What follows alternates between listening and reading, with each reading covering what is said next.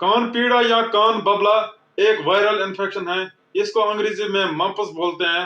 हर साल दुनिया में 5 लाख बच्चों को मम्पस होता है। इन बच्चों को कान से आगे की जगह और गाल की सूजन होती है। मम्पस किससे होता है?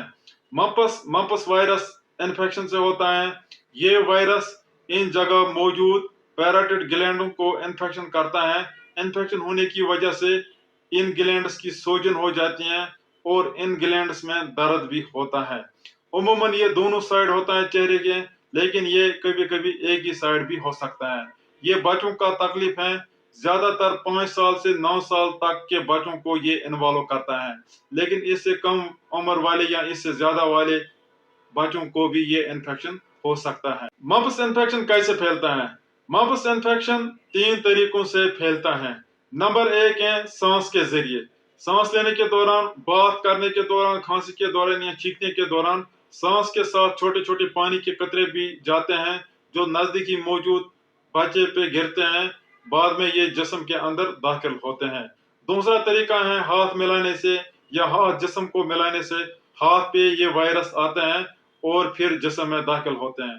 तीसरा तरीका है चीजों के जरिए, मिसाल के तौर पर खिलौनों के जरिए या दरवाजों के हैंडलों के जरिए एक पेशेंट से एक नॉर्मल बच्चे तक ये वायरस आते हैं।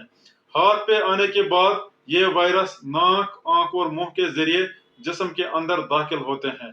इन्फेक्शन होने के बाद तकरीबन 18 दिन के बाद ये तकलीफ जाहिर होता है।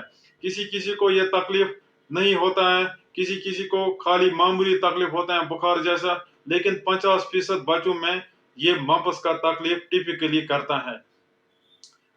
सूजन से 2-4 दिन पहले इन बच्चों को बुखार होता है, ठंड लगती है, बेहकती होती है, भूख कम होती है, या किसी को दर्द होता है जिस्म में, किसी को सिर दर्द होता है और किसी किसी को उल्टी आती है। मम्प्स वायरस सैलिवरी ग्लैंड्स के अलावा कई और जगहों को भी इन्फेक्शन कर सकता है। दिमाग का इन्फेक्शन होने पर ये मेनिंजाइटिस और एन्केफेलाइटिस करता है। पेनक्रियाज का इन्फेक्शन करने से ये पेनक्रियाटाइटिस करता है। टेस्टिस का इन्फेक्शन से ऑर्काइटिस होता है और ओवरीज के इन्फेक्शन से ओफराइटिस होता है। इसके अलावा ये जोड़ों का दर्द, आर्थराइटिस, हार्ट का दर्द, कार्डाइटिस, और अगर ये इन्फेक्शन किसी हामिला औरत को हो जाएगा तो उसको एबॉर्शन का खतरा रहता है। मम्प्स कैसे डायग्नोज होता है? जब ये इन्फेक्शन बहुत सारे बच्चों में होता है, एपिडेमिक होता है, उस वक्त ये डायग्नोज करना आसान है। उस वक्त ये हम देख के ही बताएंगे कि इस बच्चे को मम्प्स है।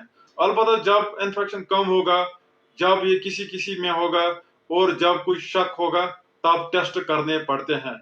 इनको हम CBC test, serum amylase test, serological और वायरोलॉजिकल टेस्ट एडवाइस करते हैं मम्प्स कंफर्म करने के लिए, ताकि हमें पूरा क्लियर हो जाए कि ये बैक्टीरियल पेराइटिस नहीं है या ये कोई ट्यूमर व्यूमर नहीं है। मम्प्स पेशेंटों का क्या इलाज है? मम्प्स पेशेंट्स को 5 दिन अलग रहना होता है घर में। इनको रेस्ट करना होता है। इनको पानी, दूध, जूस, चाय वाय ज्यादा पीनी है ताकि जिस्म में ताजगी रहे। इसके अलावा इनको खाना पीना नॉर्मल है, सब्जी मेवा जरूरी खाना है। इनको चावल चबा के गाल पे नहीं लगाना है। चावल लगाने से कोई फायदा नहीं है।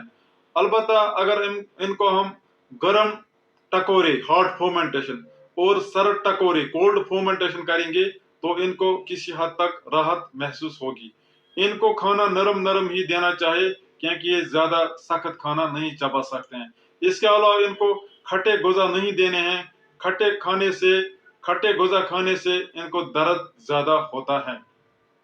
इसके अलावा अगर किसी को बुखार है तो पैरास्टामोल देना पड़ता है।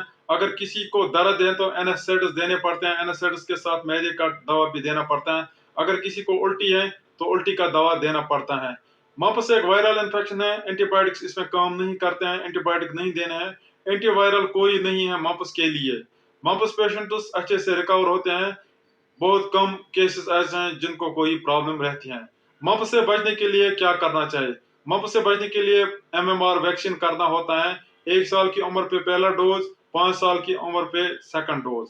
2 वैक्सीन करने से 90% प्रोटेक्शन मिलती है। इसके अलावा अगर किसी को मम्प्स है, उसको अलग रहना होता है आइसोलेशन में 5 दिन। उसको मास्क भी लगानी चाहिए। اس کے علاوہ ہاتھ بار بار صابن سے دھونی چاہیے، ہاتھ دھونے سے انفیکشن کم ہوتے ہیں۔ اس کے علاوہ کھلونے ایک دوسرے کے استعمال نہیں کرنے چاہیے، ایک دوسرے کا جھوٹا کھانا بھی نہیں کھانا چاہیے۔ امید ہے آپ کو ویڈیو پسند آیا ہوگا، ویڈیو کو زیادہ سے زیادہ شیئر کرو۔ اللہ حافظ۔